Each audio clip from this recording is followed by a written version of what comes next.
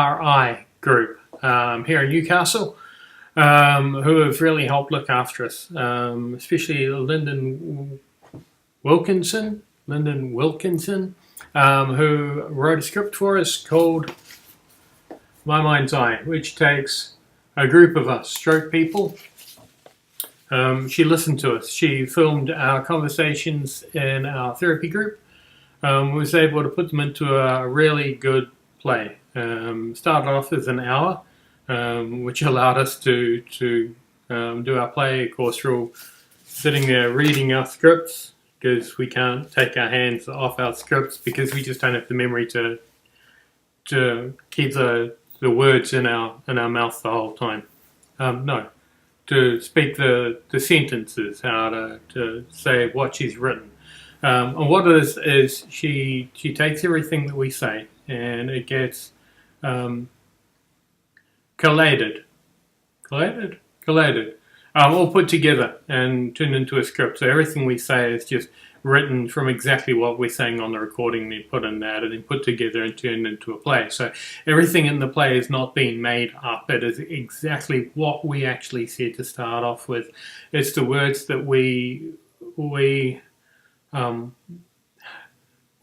all said honestly as a group of people, and it was a really amazing group of people who were in the same situation. We'd all had strokes, we all had different things happen to us at the time, and this lady came along, put it all together, and we can now tell our stories in a sensible way to a group of people looking to try and reach out or help someone. And also the HMRI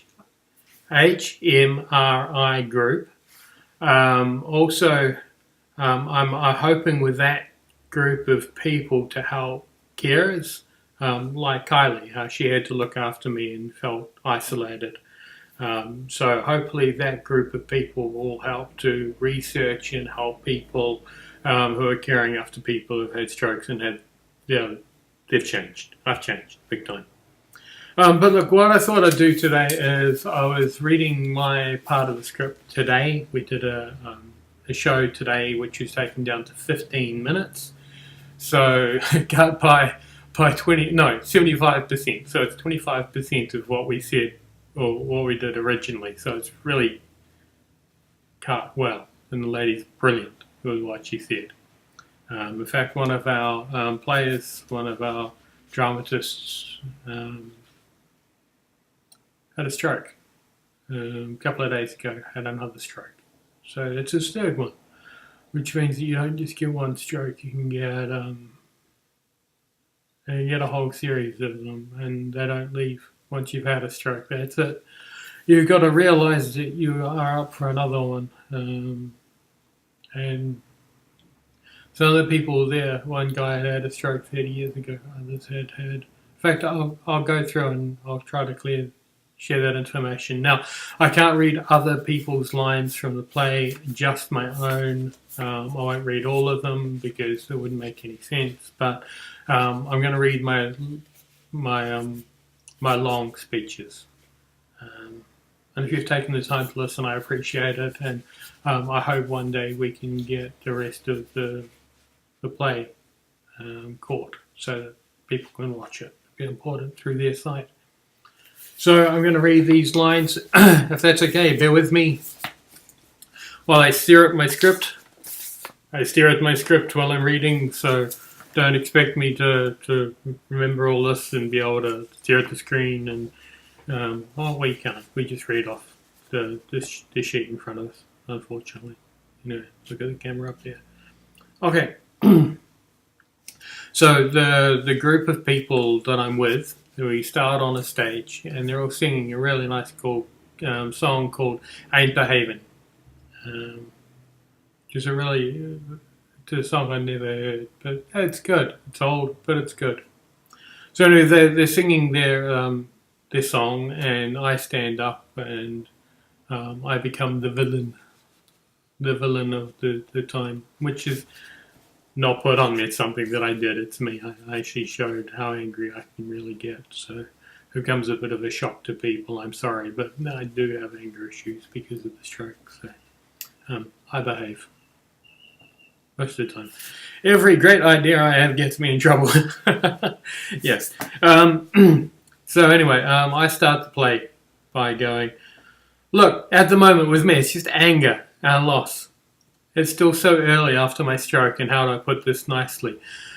Right now, I think I'm in purgatory. My brain is stuck in purgatory, where everything is lost. And you feel you need to pay for something you've done before. It's been exactly a year, and I've got this little ball of anger inside me all the time, and I'm feeling lost, forgotten. I feel my life is on hold, and I've been looked over. It happened to me, and I lost everything at that point. So then I ask people how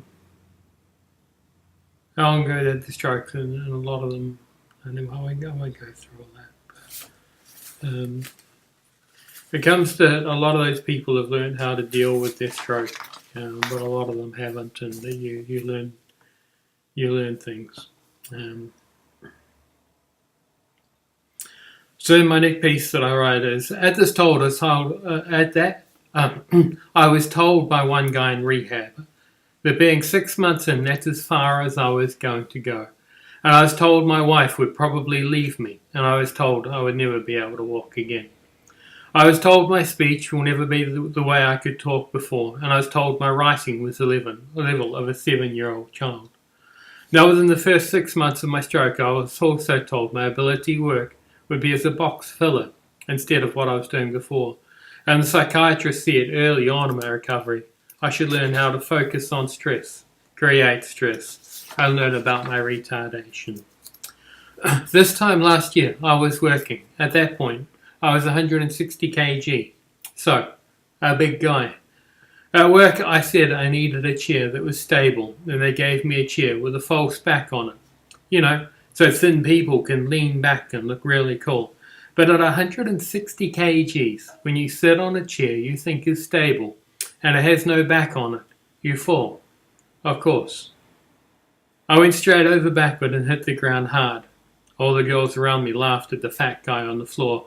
One of them actually laughed and said I looked like an elephant on rollerblades. Lots of pain. After work, I drove to the hospital and told the doctors that I couldn't raise my hands properly, that I'd fallen.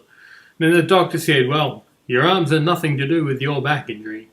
So shortly after, they tried jamming me into an MRI, but I was too fat to fit in the machine. And that was my fault, you know, for being a fat person. On the day of my stroke, I was at my doctor's office talking about the pain in my back and how much trouble I was having with my hands. They said, go home. We'll talk about this some other time. So I started driving home, went to Macca's, got a Big Mac, got home at about 11, put the Big Mac down on my desk, and I was really angry. Walked to the fridge, got a Red Bull, walked from there to my bedroom and thought, oh God, then out of nowhere. Boom. So I fell to the ground. Went to get up, but I'd lost the feeling in my right hand side. I had no feeling in my arm or my leg, and my back injury had weakened my arms anyway, so that's me on the floor. I had a strange vision while I was on the floor, probably something to do with what was going on in my brain, but a question came that asked me if I wanted to stay or whether I wanted to go to sleep, you know, forever. At that point, I decided to stay awake. And I was on the floor for about 7 hours. My wife came home at 6 o'clock. She saw that I had wet myself, that I'd thrown up. I was disgusting. My wife cleaned me and sent to the ambulance. The first ambulance came. These two guys were like, well, we can't lift him. Too big. So another ambulance came. They finally got me on the trolley. And at that time, I couldn't talk. I had no feeling down that side. Couldn't move with a back injury, and oddly the whole time I was calm. Probably the calmest I've ever been. And then I went to hospital. I sort of remember everything after a while, how I was feeling. I became miserable as hell. I had died in my head that day. I buried myself underground and I mourned it. I lost control of my emotions and I became so angry that the people I knew started to see me as a retard. So I taught myself. I learned how to talk like a child would. I learned how to walk like a child would. And I guess I'm lucky. I lost the weight, 50 kg, 55 now. So they could fit me into that MRI machine, and they could finally see the massive lumps in my back, and that I wasn't lying. I think they should have seen what caused the clot and went north to my brain, but they should have picked up on that. What happened to me? But they just blame on me being a fat person. Then the group were a bit sad about it, and a lot of the audience were a little sad about it. But the story needed to be told, and I was allowed to, which I was very grateful of. Words that I've been saying that Linden put together and said, well, "This is you." We picked up that I have massive anger issues, which was a shame. But she was really good and honest, and it was good, and I needed that to learn. Now, the next piece that I wrote. Before the stroke, I was called a genius, and now I've been diagnosed with narcissism and diagnosed with a borderline personality disorder. So now, I'm starting to be like everyone else. Because everyone has that kind of problem. Anyway, staring at the screen instead of the camera. Now, one that I do want to read off this is one of the guys who reached out to me, and he really touched me. He taught me something that I'd never clicked to. There have been a couple of people in that group. In fact, all the people are really good, but a couple of them really stuck out to me. One was Bev, a teacher who had the biggest heart that you'll ever see. Amazing. And Jeff, who made me realise the situation, and I might not be able to read this, and Jeff, I'm not reading this as my own. I'm just wanting to be really grateful for what you did. So Jeff said, after rehab, I said 3 months only. I'd be back at work by the end of March. And it ain't over. So what is it now? 5 years later. I'm still looking at this as a 13-week exercise. Now I fake my confidence. It's been rattled. What's 2 plus 2? It takes a while to come.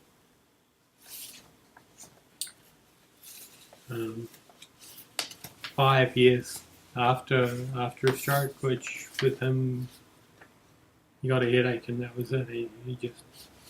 He fell. He got his stroke, and he couldn't talk, and he still struggles a little bit. And memory, for all of us, is not good. But look, there's plenty of other lines here that I don't need to go through to. If you've listened, if you've listened to this, then I'm very grateful for the fact that you've taken the time to watch this today, me talking about a play. If you are able to catch the script at any time, or the further ones through the HMRI group, they're going to take people who have had strokes like me, and they're going to listen to us, and they're going to create little scripts for these people to be able to reach out and tell people what happened and how easy it is. It's not an accident. It's just something, boom, it hits you every single time. There's nothing that leads up to it. You're walking along and your brain bleeds, your brain clots, your heart stops, everything, and you just fall, and your life is over at that point. And it's not just the 13-week, 3-month challenge. It's not that you can just be fixed. There's no fix to a stroke. There's no answer to a stroke. There's nothing. The brain is broken. And that sucks. But you learn. You do. And I'm starting to be called intelligent again. I'm good at faking it. Telling people that I'm intelligent.